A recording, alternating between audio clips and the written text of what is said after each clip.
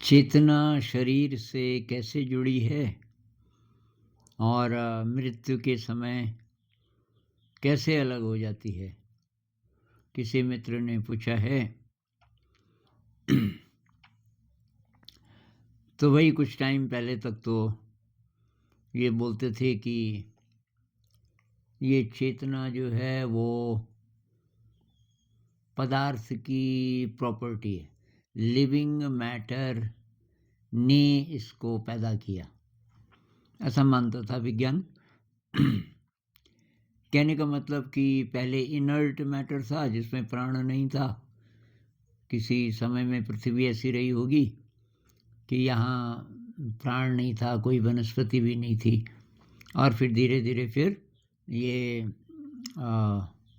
वनस्पति आई, फिर छोटे जीवधारी आए, एक कोशिका वाले, फिर वो थोड़ा कम्प्लेक्सिटी बढ़ती गई और फिर इंसान बना। और जैसे जैसे ये कम्प्लेक्सिटी बढ़ती गई ज़िंदगी की, मतलब और ज़्यादा कम्प्लेक्सली ऑर्गेनाइज्ड प्राणी बनते गए, वैसे वैसे ये उसके अंदर चेतना का विकास होता गया। अभी इस व्यू के साथ बहुत कम वैज्ञानिक सहमत हैं और बहुत सारे वैज्ञानिक अब ये सपोर्ट करने लगे हैं, जो कि अध्यात्म वाले पहले से बोल रहे हैं कि भाई कॉन्शियसनेस बेसिक है, कॉन्शियसनेस फंडामेंटल है और लोकलाइज्ड नहीं है, मतलब उसका कोई एड्रेस नहीं है कि कहाँ पे। वो अनंत है, अगोचर है, अखंड है। जो परमात्मा के एट्रीब्यूट्स बोले जाते हैं ना, भाई परमात्मा के बारे में बोलना हो कि कैसा है, तो आप बोलोगे कि कोई रूप नहीं और कोई नाम नहीं। कहाँ पे है? कि भाई लोकलाइज्ड नहीं है, किसी एक जगह नहीं है, मतलब सर्वत्र है, सर्वत्र है। और कब पैदा हुआ? पैदा नहीं हुआ, अनंत है, मतलब वो अनादि है। आदि मतलब बिगिनिंग भी नहीं है उसका, अनंत है, अंत भी नहीं है, इटर्नल है। ये जो एट्रीब्यूट्स हैं, यही कॉन्शियसनेस है। और बहुत लोग कॉन्शियसनेस को ही परमात्मा बोलते हैं। जो अद्वैत है, अद्वैत में यही कॉन्सेप्ट है कि परमात्मा अलग नहीं है, ये एक कॉन्शियसनेस है जो सर्वत्र है और जो हमेशा से थी और हमेशा तक रहेगी। और स्टैटिक नहीं है, लेकिन फिक्स्ड नहीं है कि एक ही जगह है, मतलब उसमें मूवमेंट है।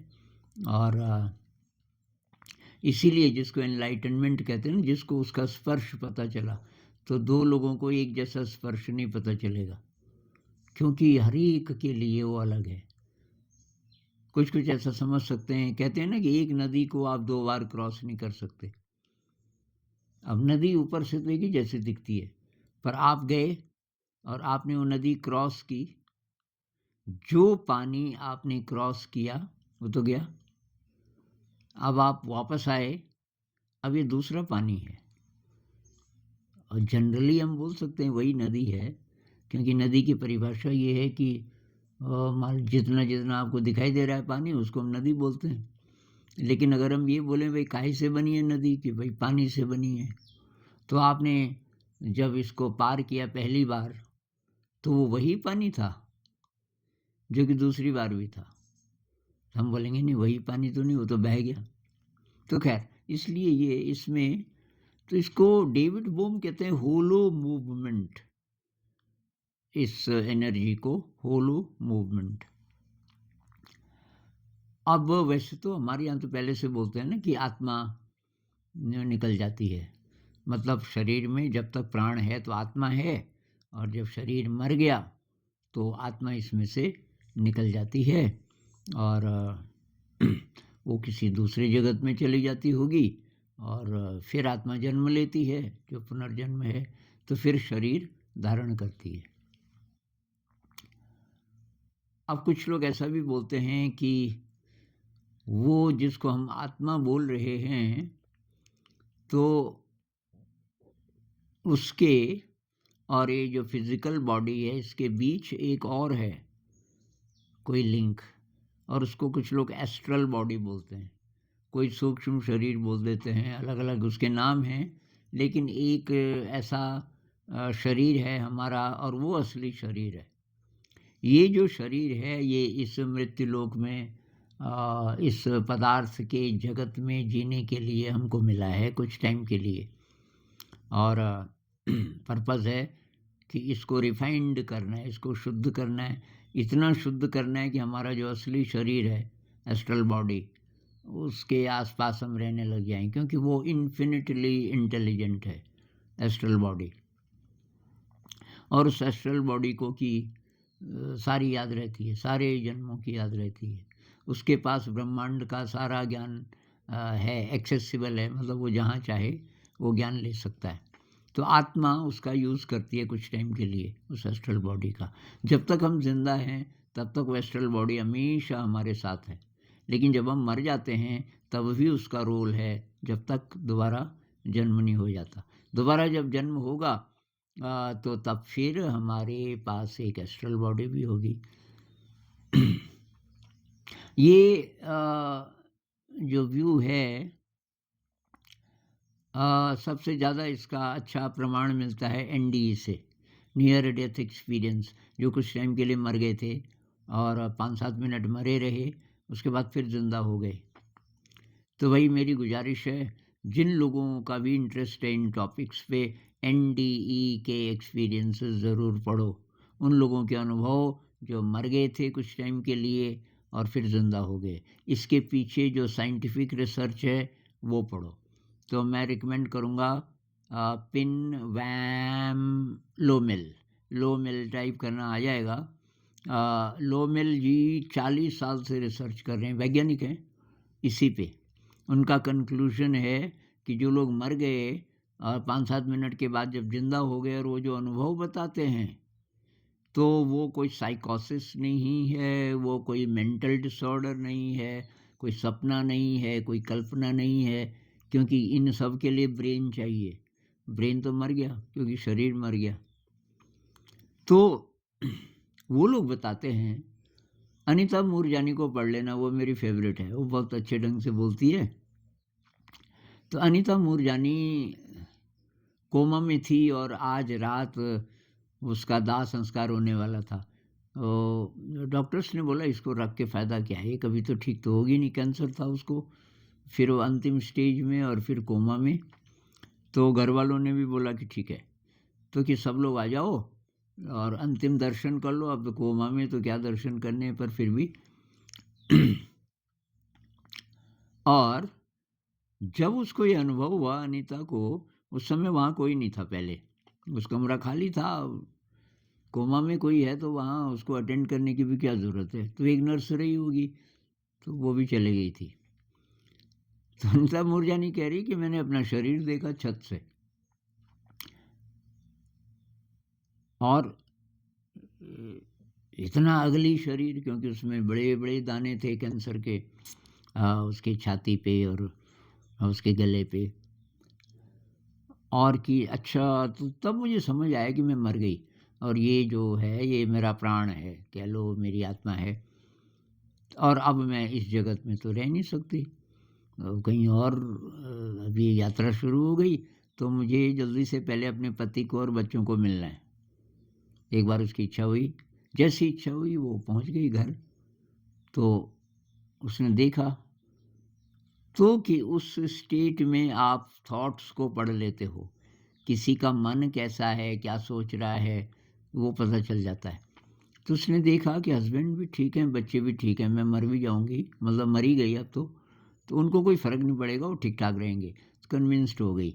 उसके तुरंत बाद फिर वो शिफ्ट कहीं गई दूसरे जगत में, और वहाँ पिताजी मिले जिनकी डेथ हो गई थी 10 साल पहले, और फिर सारा वर्णन करती है और वापस नहीं आना चाहती, इतना दिव्य जगत। तो वो जो जगत है जहाँ डेथ के बाद हम जाते हैं वो इस मैटर का नहीं बना, कहते हैं वो एस्ट्रल मैटर का बना है, उसको मैटर तो बोल सकते हैं एक प्रकार का, लेकिन वो एस्ट्रल मैटर है, और उसी से फिर हमारा जो एस्ट्रल बॉडी है वो भी बना है। तो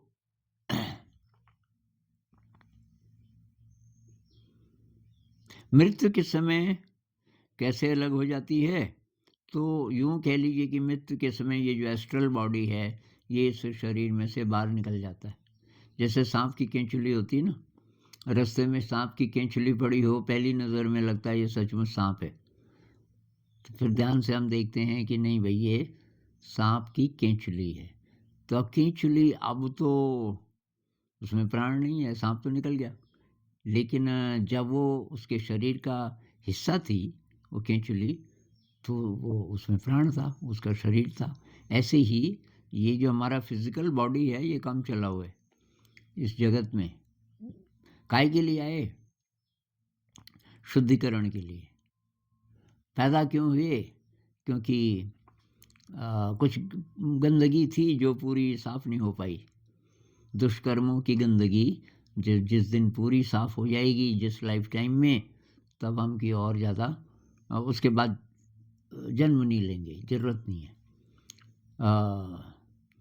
मतलब लिबरेट हो जाएंगे, कह लो, मुक्त हो जाएंगे और चाहें तो जन्म ले सकते हैं। बुद्धिज़्म में, महायान बुद्धिज़्म में एक कॉन्सेप्ट है बोधिसत्व। ये वो लोग हैं जो एनलाइटेंड हो गए थे। अब इस मृत्यु लोक में जन्म लेने की ज़रूरत नहीं है, लेकिन कंपैशन के कारण, करुणा के कारण, दूसरे लोगों की हेल्प करने के कारण वो जानबूझकर दोबारा से जन्म लेते हैं। तो कहते हैं जो ये बड़े बड़े अवतार जिनको हम बोलते हैं, वो उन्होंने इसीलिए जन्म लिया होगा। वो लिबरेटेड सोल्स थी शायद, और उन्होंने जन्म लिया मनुष्य जाति की भलाई के लिए, ऐसा बोलते हैं। तो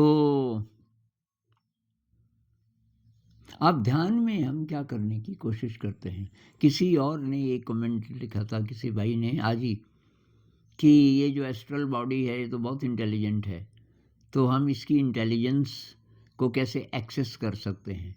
तो भाई उसका तरीका है कि जो कॉन्शियस ब्रेन है हमारा ना, जिस मन से हम अक्सर काम लेते हैं, जागे हुए में सोचते हैं, इसके पार जाना पड़ेगा। इसके जैसे ही हम पार मतलब ये चुप हो जाए, ये अपने आप चुप हो जाए, स्तब्ध हो जाए, रिसेप्टिव हो जाए, तो उस समय हम अपने एस्ट्रल बॉडी के कांटेक्ट में हैं। तो ये कॉन्शियस ब्रेन कैसे करके हम इसको चुप कर सकते हैं?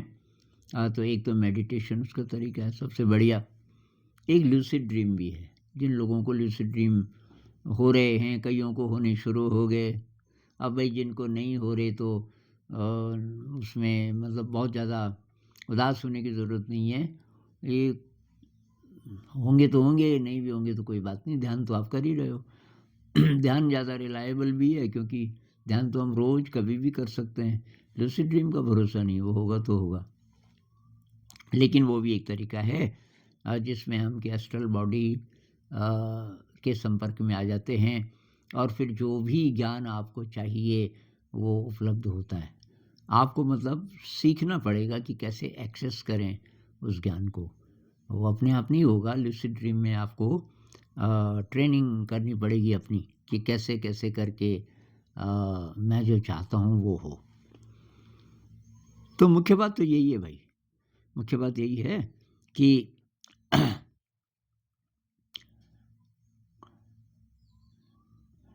हमारा जो दिव्य स्वरूप है, मतलब हमारा जो असली जो स्वरूप है वो एकदम दिव्य है। असली हमारा जो शरीर है वो एस्ट्रल बॉडी है, एकदम प्योर। तो लेकिन उसके साथ साथ ये मैल है, संस्कार जिसको बोलते हैं, गड़बड़ संस्कार, जो बहुत सारे दुष्कर्म हमने किए होंगे, उसकी मैल है। और उसकी मैल ही बाधा बनती है हायर इंटेलिजेंस को एक्सेस करने में। एस्ट्रल बॉडी कह लो, हायर इंटेलिजेंस कह लो। और तो आए भी इसीलिए उसको धोने के लिए, तभी जन्म लिया। और उसका तरीका वही है, मेडिटेशन है। और संसार से धीरे धीरे साइकोलॉजिकली इंडिपेंडेंट होने की कोशिश करनी पड़ेगी। अभी इतना ही। नमस्कार।